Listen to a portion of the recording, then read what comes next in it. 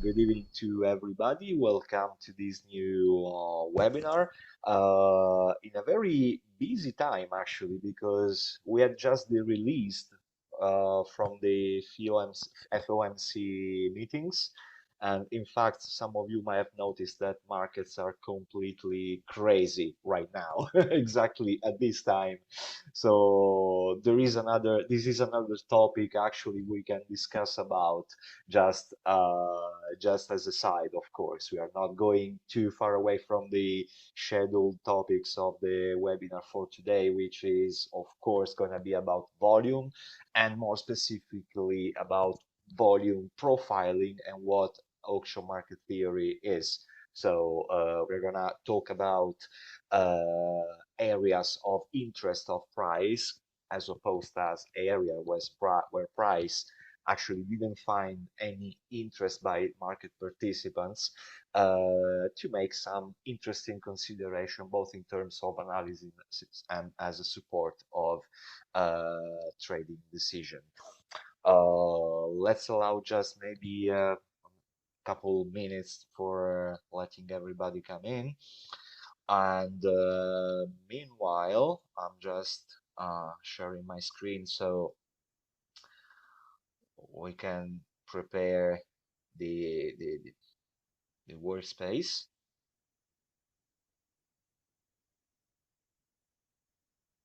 Okay.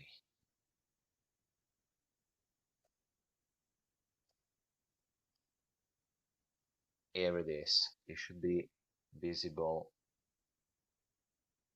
to everybody.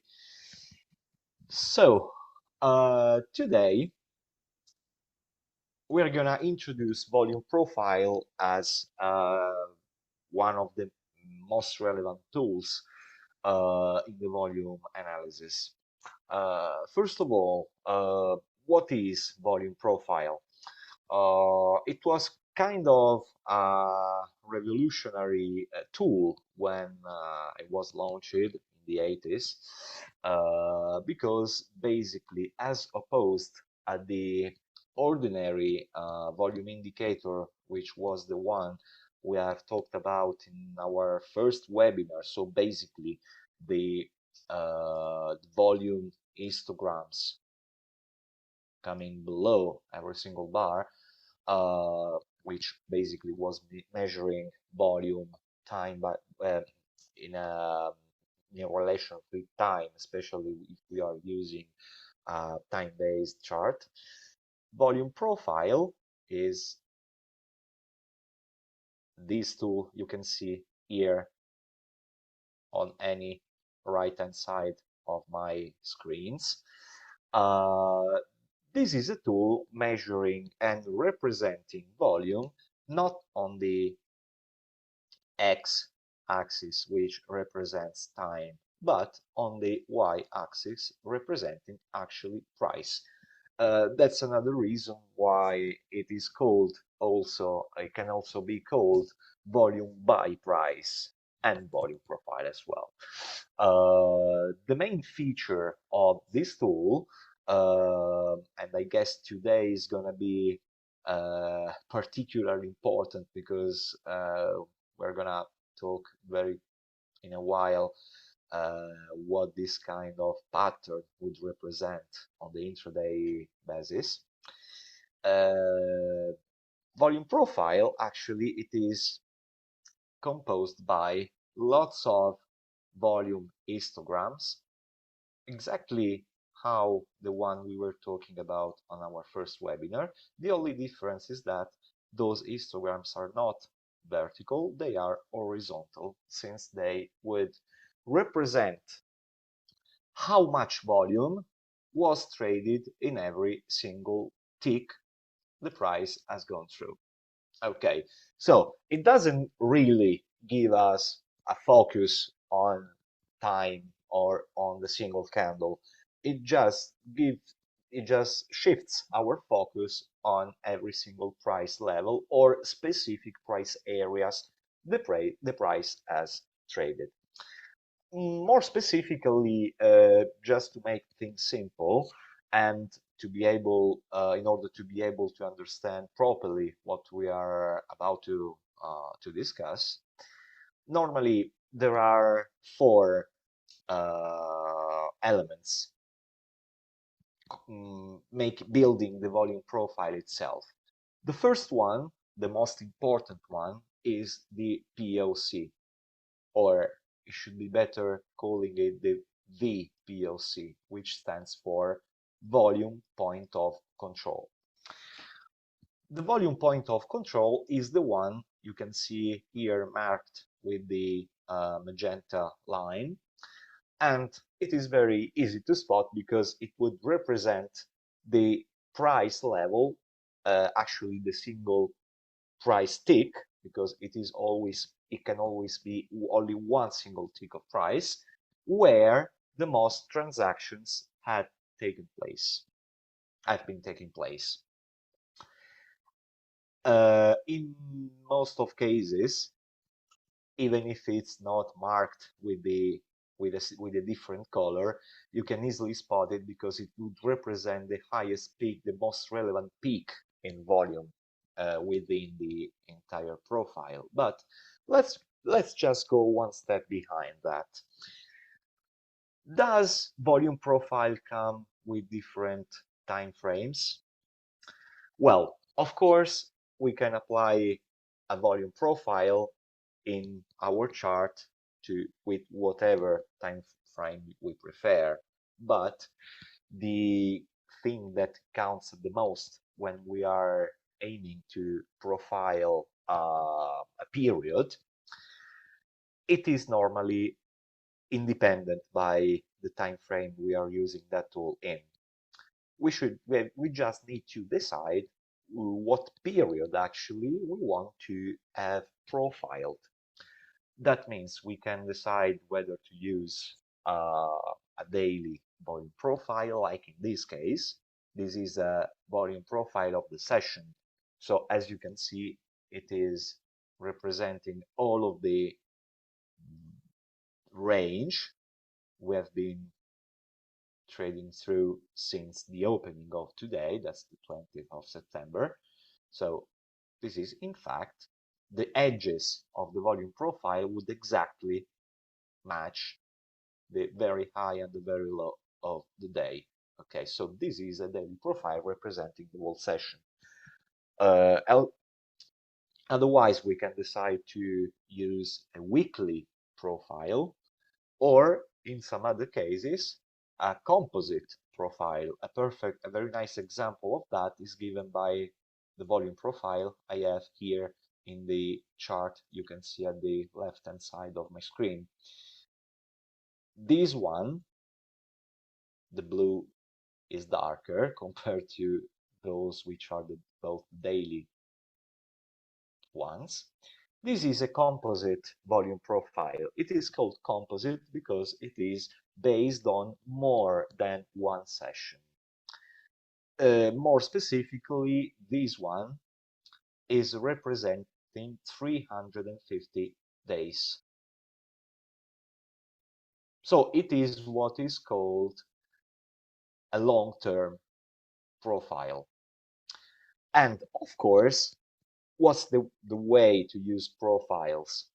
Well, of course, if I want to conduct a specific analysis on the intraday, this one can be really helpful anyway, but of course I will have to focus more with more priority my decision based on a daily profile, because of course it would represent more closely what's happening throughout the session.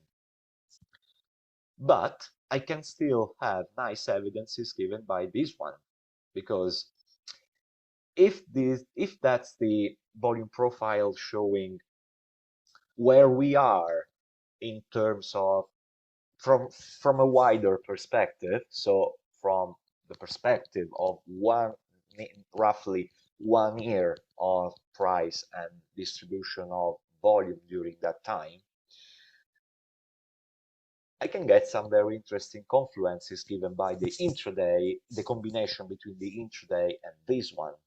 But why did I want to make this distinction between different timescale profiles? Because, of course, whatever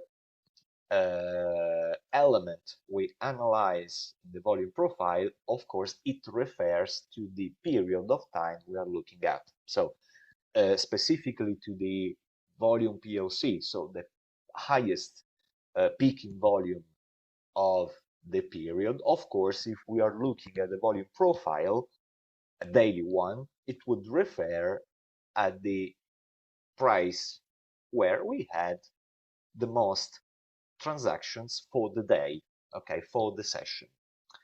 If we are looking at the weekly one, the POC will be the one within the week, and so on.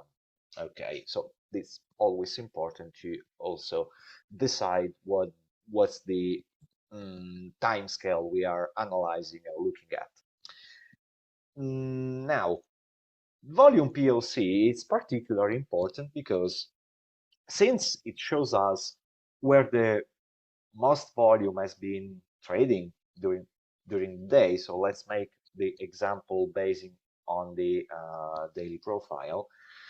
That means that this level and this area, which ideally comes around the POC, it has met the most interest by all of the market participants for that day. That means that over that area, there were lots of buyers and lots of sellers as well. Why? Because if such volume, such an amount of volume could take place over that prices, that means, of course, that there had to be interest by both parties. In order for buyers to buy, there always need to be sellers and vice versa. So only in area where an acceptance of both buyers and sellers takes place, we are able to spot those peaks in volume.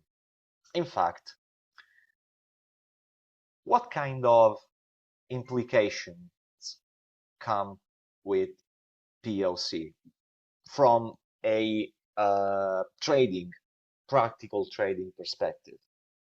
Well, first of all, since volume POC is the area where lots of volume trades, that means it is an area where buyers and sellers tend to fight, and they roughly, or at least in most of the cases, tend to balance each other.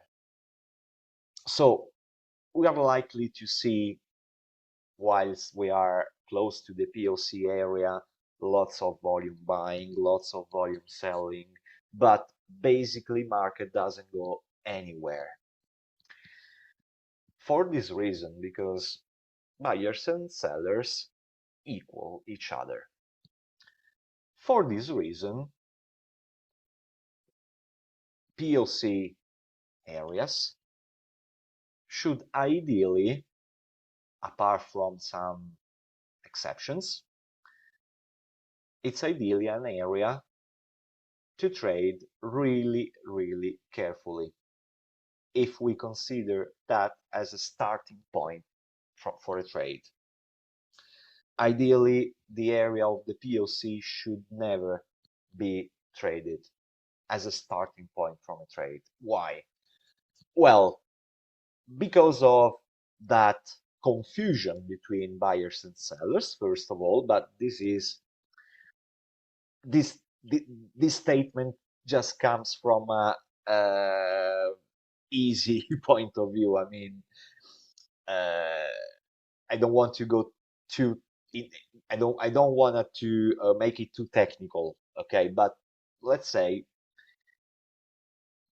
buyers and sellers are struggling they are struggling to overcome the other part. So price just tend to become choppy over these areas. Also, order flow, which is a way more advanced tool. We're gonna talk about that in the starting from next month. Yeah, of course, it can tell us which force, which strength is prevailing, if buyers or sellers. But since there is more volume transacting over that area, it's gonna give us less accurate informations. Let's say it is hard to decipher what order flow is telling us whilst we are trading around peaks in volume. Let's say on the other side, ideally, volume POC, it is an area, of course, of balance, because previously we can say, just looking at that and knowing what its implications are, that buyers and sellers came to an agreement, okay, for in terms of prices, of those prices. So it will be a level or an area, if you want to take it more on the overall, which will work as a magnet. It will tend to work as a magnet. So ideally, it is way better, way more efficient as approach to use it as a target point for our trades rather than a starting point. What's the reason behind that? Well, in order to introduce the reason, let me also talk about high volume nodes and low volume nodes, which helps us to understand the reason behind this. Well, high volume nodes, we can tell we have high volume nodes or high volume areas where we have peaks in the profile which are somehow relevant, but they are just not the POC. So, for example, of course, POC, it is an high volume node as well. It has to be considered exactly as a normal high volume node as well. It's just a special high volume node because it is the highest high volume node for the day or for the week. But normally we can say we have a high volume node for every peak we are able to spot on the profile. For example, moving to the left and analyzing this one, because of course it doesn't matter on which period our profile is based, every volume profile can be read very same way, no matter if it's a composite, if it's a daily, if it's a weekly. This is an high volume node. This is an high volume node as well, and this one as well. So we can say that every peak we can see in the profile, it is an high volume node. And a high volume node works exactly as a POC. It was a level where buyers and sellers find some kind of acceptance. So they tend to attract price, because that means that over that price, market participants have expressed their interest to trade those prices. Therefore, they tend to act as magnets, as opposed as low volume areas or low volume nodes, which is the exact opposite of high volume nodes. Because we have low volume areas where we have valleys like those. Okay, we can see that here, okay, looking to the down. After this high volume node, we have volume rapidly decreasing and then increasing again here, but doing that, it will just leave a valley in the volume profile. That's a low volume area. What does low volume area imply in terms of analysis of the profile? Well, this is exactly the opposite as POC and high volume nodes. That means that price is not getting, market participants are not interested too much in trading those areas. And that will definitely have to an outcome.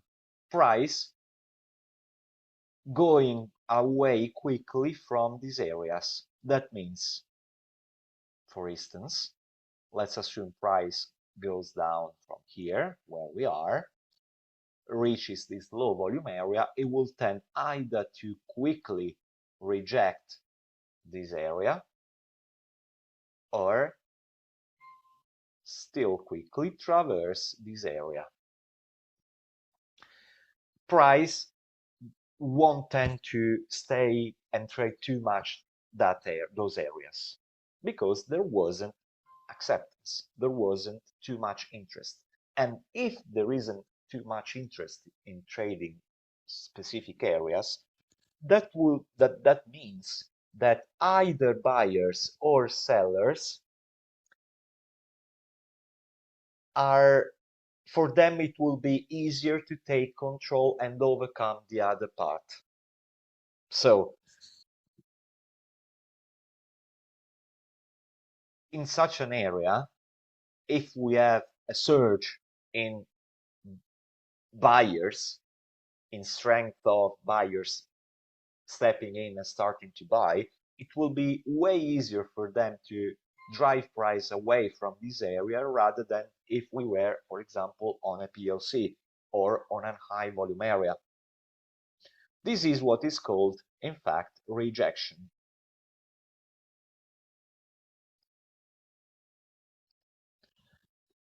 But in some other cases, it can happen the opposite. Because if sellers are really, really, really strong when price approaches the low volume area, it won't be that hard for them to just keep on pushing and go all the way across the low volume area.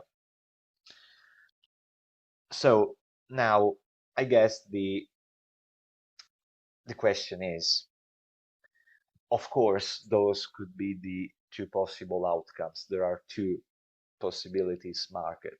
Either it rejects or it goes through. I agree. But let's say on a statistical point of view and also from a mechanical point of view in terms of how market tends to work, we should be ideally always consider this area as rejection area at first place. First of all, because in 70% of times, it will actually reject. Or even if eventually it goes through, it will do that after at least rejecting a couple times. So the first reaction, it always tends to be rejection.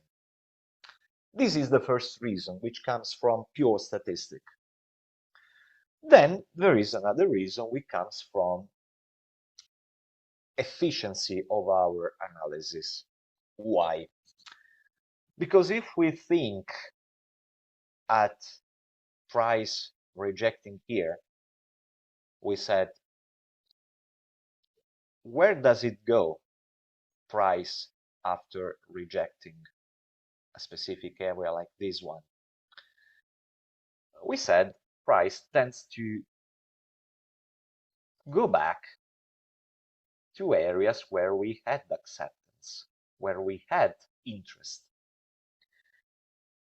It goes away, it tends to escape from area where there is no interest to go back towards area where interest was met.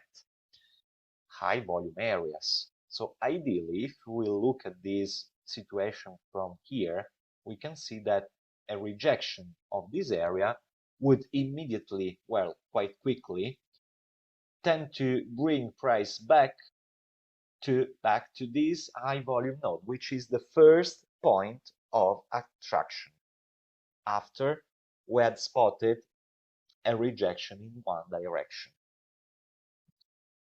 because that was the last level of where buyers and sellers actually found an agreement in price.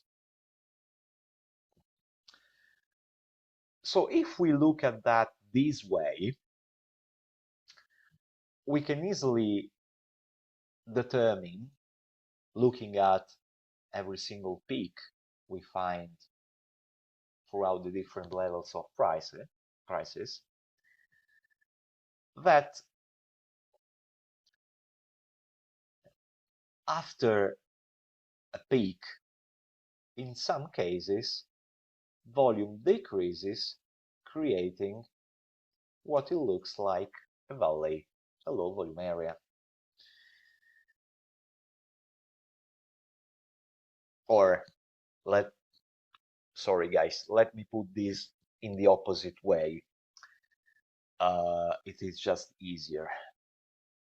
If we look at all of the low volume, if we focus on the low volume areas first, we will notice that they will always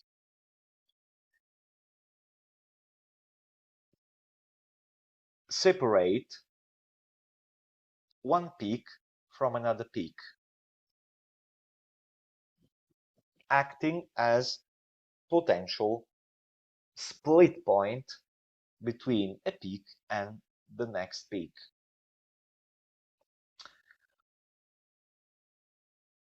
That means that if we consider every peak as a potential arrival point of a trade, spotting a rejection can give us a very nice idea of where price wants to go back to after a level was rejected. For instance, we can see here, let's make this wider.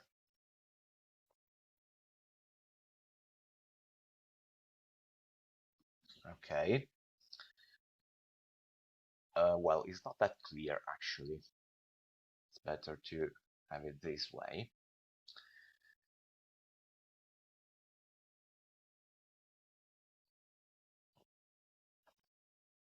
You can see that, for example, here we had what a very nice rejection of a low volume area was.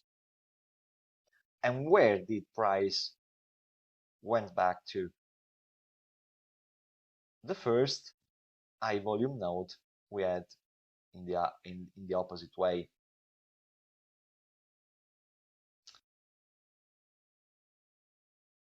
We had several actually high volume nodes ahead of this rejection after spotting this rejection. But ideally the first one is always the most important one. But let's say that, generally speaking, if we consider low volume areas as rejection area, it is always a better approach in my opinion, because yeah, of course, we said that we are aware that it can also be traded, a low volume area can also be traversed, okay, but there are a few issues with that. First of all, considering the outcomes can be two. First of all, using this information, we know that we shouldn't be looking to catch the price going through the low volume area exactly starting from where the low volume area starts. because we could see price rejecting against us.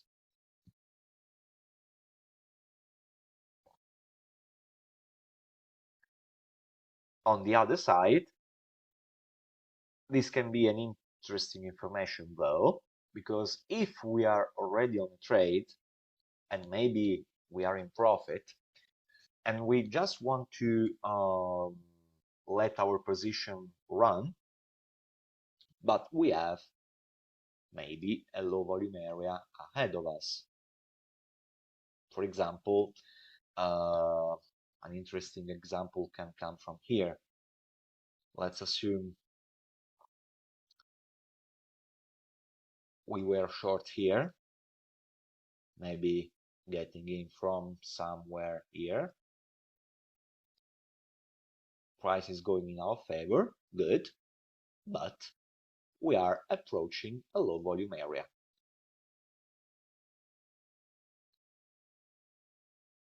How can we use this information properly? If it doesn't accelerate crossing the low volume area, we should better maybe protect our trade or protect our trading stop and optimize the gain. Because we said that whatever it happens here, either it rejects or it goes through, it will tend to happen quickly. This is an important information because sometimes it happens. Oh, by the way, we can see that price, after making a probe to the downside, it has just came back to the POC of the day. It has worked perfectly as a magnet point. Now, this area, it shouldn't better be traded, of course, because we are here, but ideally we could have sought for a trade going back to the POC. Of course, with a proper signal, with a proper reason to enter such trade, which is not the main topic of the webinar, but POC work very well as a price magnet.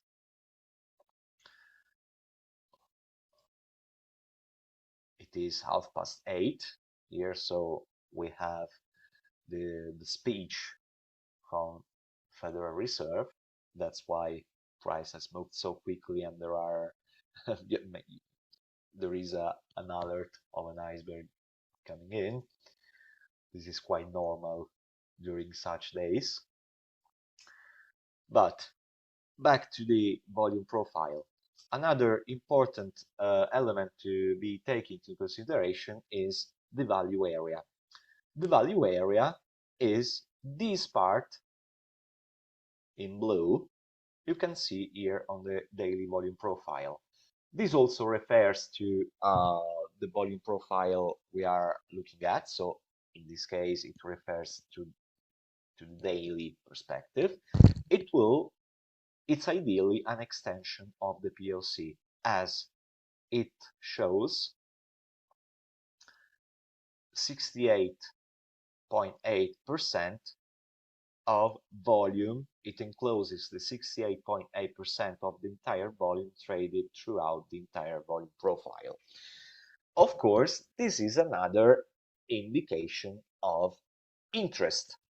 The prices included in the value area show interest, as well as the POC. In fact, it is to be intended as a standard deviation of the POC itself.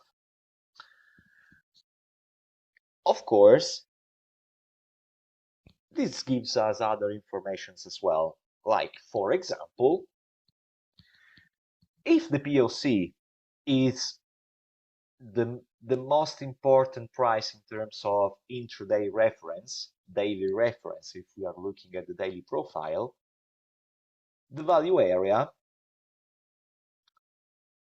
tells us how far we are from the balance and where the price sorry, I'm making some confusion.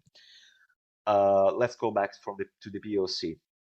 POC is the agreement level. Okay, so that means that the price traded at the POC, it is what it is perceived as a fair price by both market participants, buyers and sellers. This is considered a fair price.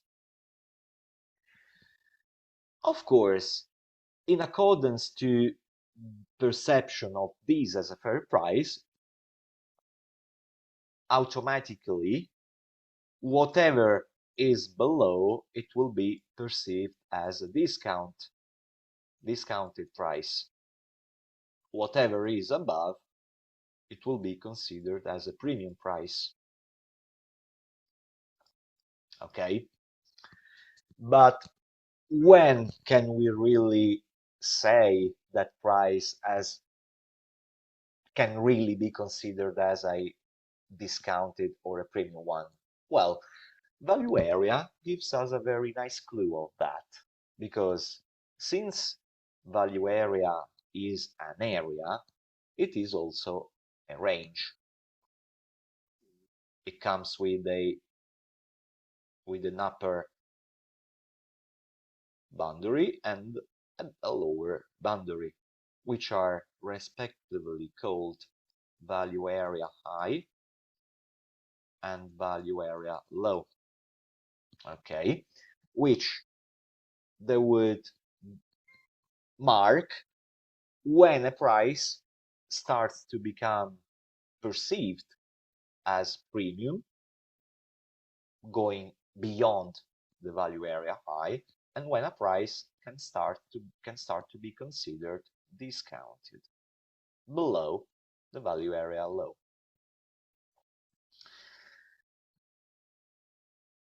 So from that we can also say that intentions from buyers and sellers ideally can vary,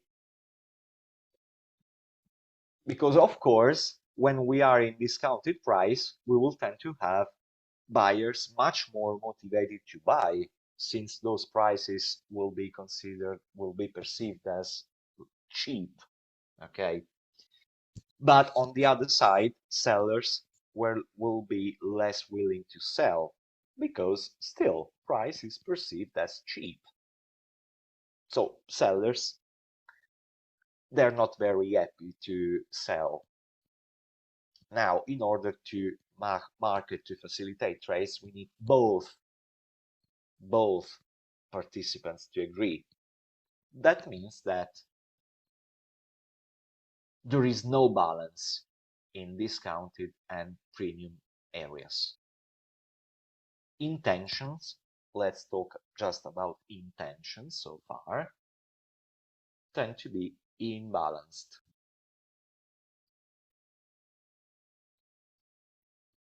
As opposed, and inside the value area, there will be balance. So once market is trading an imbalanced area according to what the volume profile says, it is exactly there that we can start to look at what's happening, and if buyers, once we are in the discounted area, or sellers, once we are in the premium area, really start to get more motivated and will activate what is called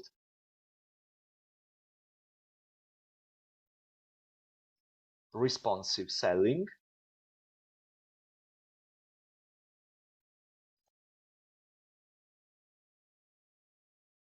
north of the profile, north of the value area high, or responsive buying.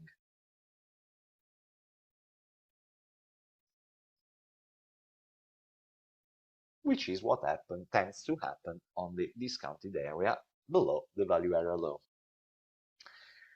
This is crucial because once we can spot these actions, this is what it gives us a clue that that imbalance is coming to an end. Therefore, market is very likely after those buyers or those sellers to stepping in to bring back price towards a previous balance has been established. In this case, within back into the value area at first and then eventually to its POC.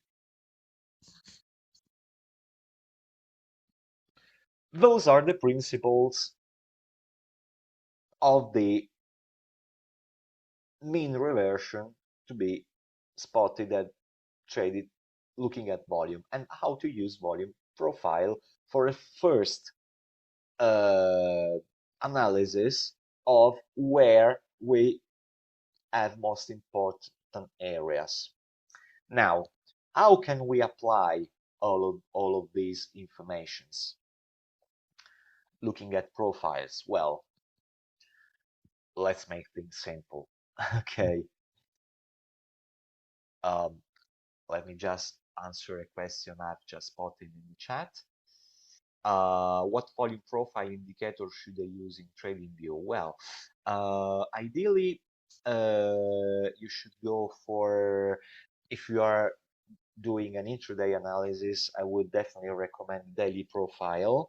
I know there are many different indicators being available in TradingView, and of course, since there are also indicators from third parties, of course, there are many different features, but you can just use a plain volume profile based on the daily one, on the daily time frame, let's say, let's put down this way, as long as the most important thing is that you should be able to have available in your profile where the value area is,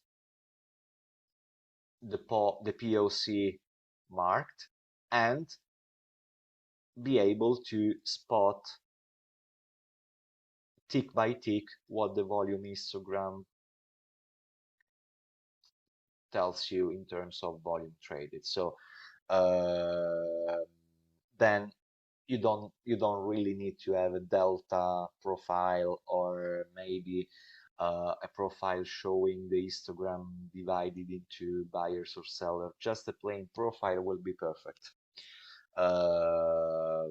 That's it really. So how can we use that?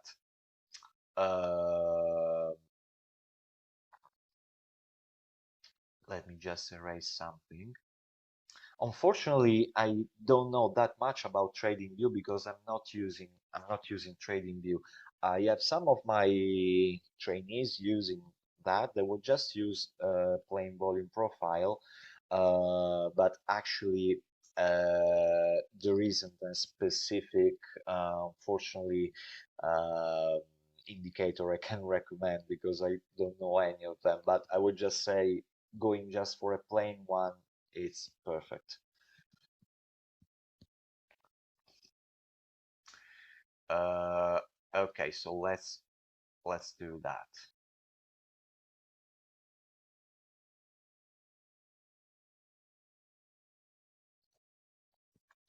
So back to the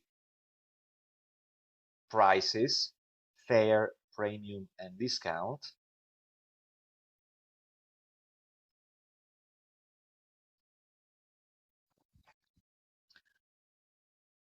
This can apply, of course, to any market, financial market, any good or services, whatever. This is just how price dynamics work. Let's assume we have 1,000 for a good or a service, which is perceived as accepted as fair price.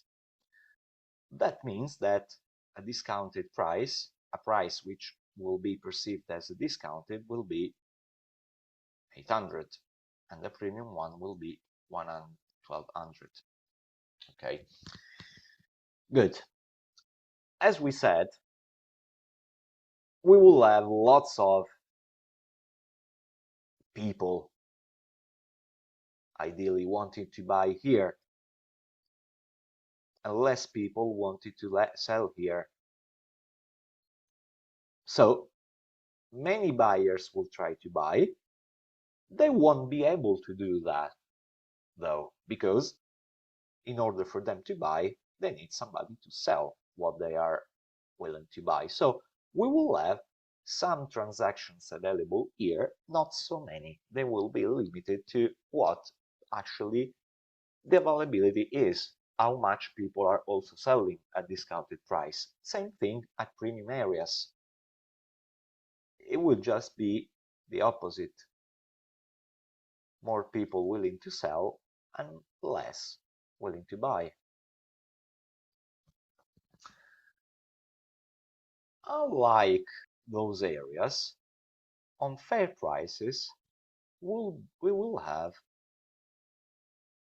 sellers being roughly equal to buyers. And that means we will have way more chance to have way more transactions available here because there is more counterpart.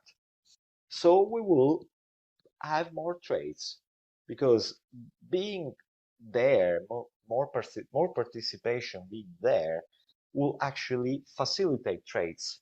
And if we ideally just make a line over this representation of volume that I've drawn, not so nicely, but understandable, we obtain what? What is a bell-shaped curve,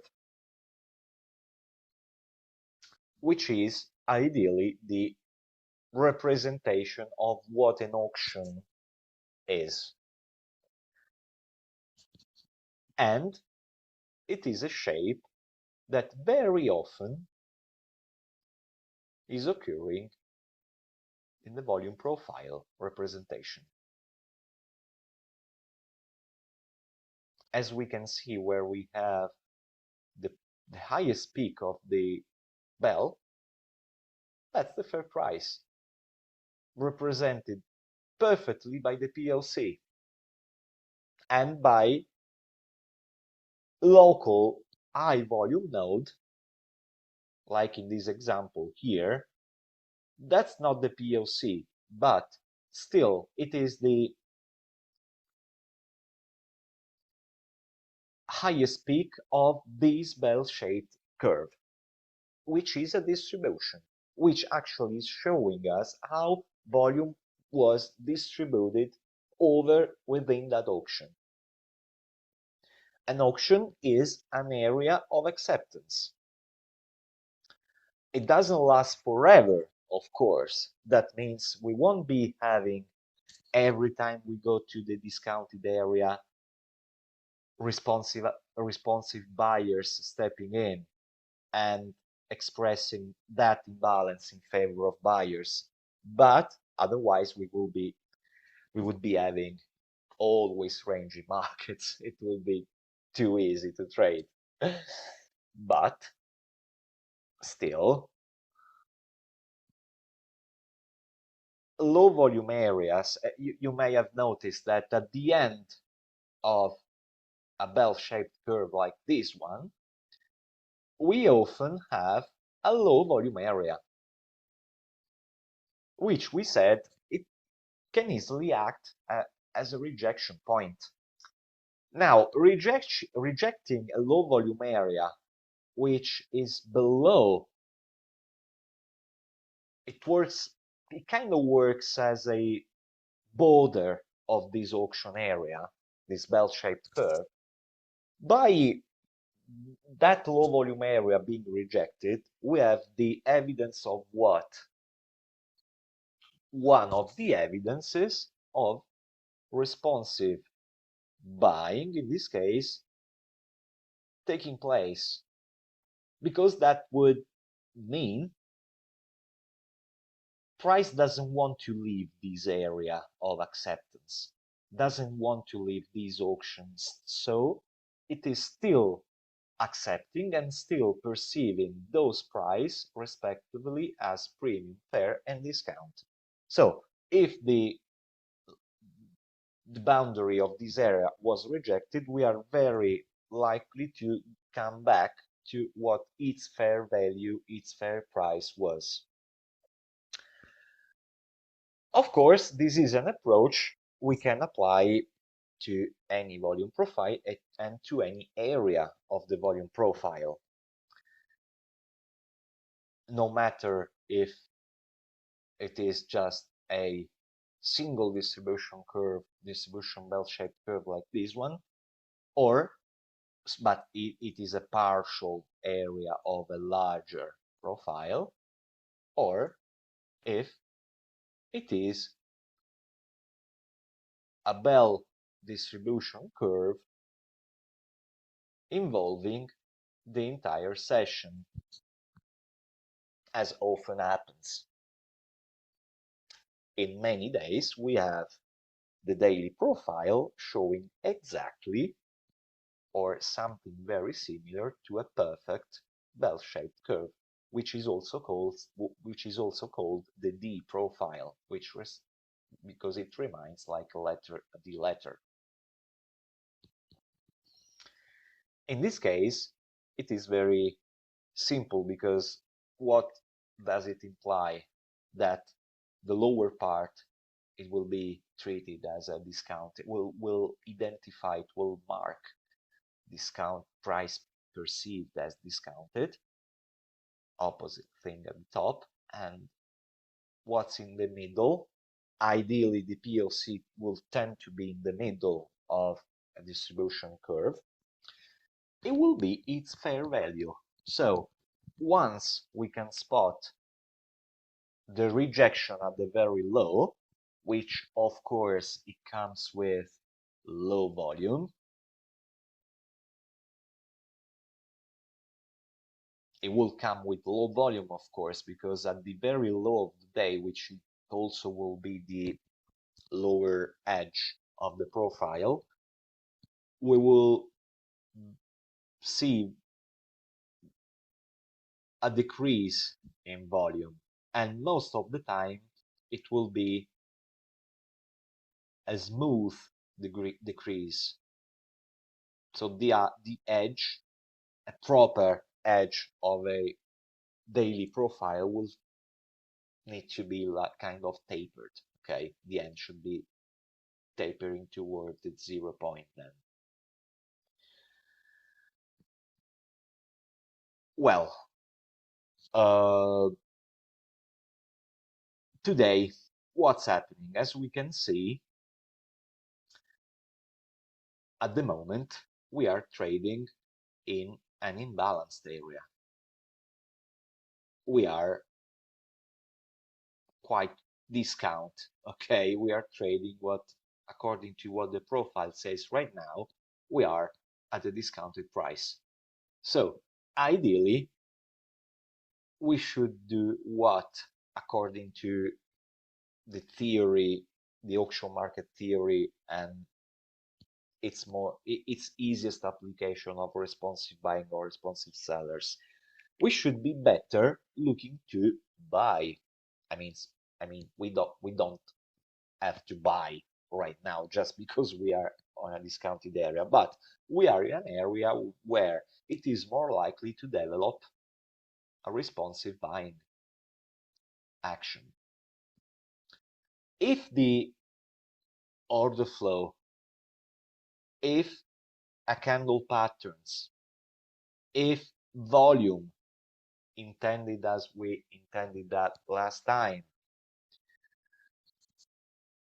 gives us an indication that actually buyers are starting to buy, we can expect price to do what? To reject the lower part of the profile, coming with a low volume area, with low volume here, and going back will tend to go back to the point, eventually to the point of control, but as middle stations, it will try to test all of the high volume nodes we can see on the way there. In fact, this is important in terms of using this information on a trade on a trading perspective. We should always consider, yes, high volume nodes are attraction levels, but they also have to be considered for this reason as potential supports or resistances. So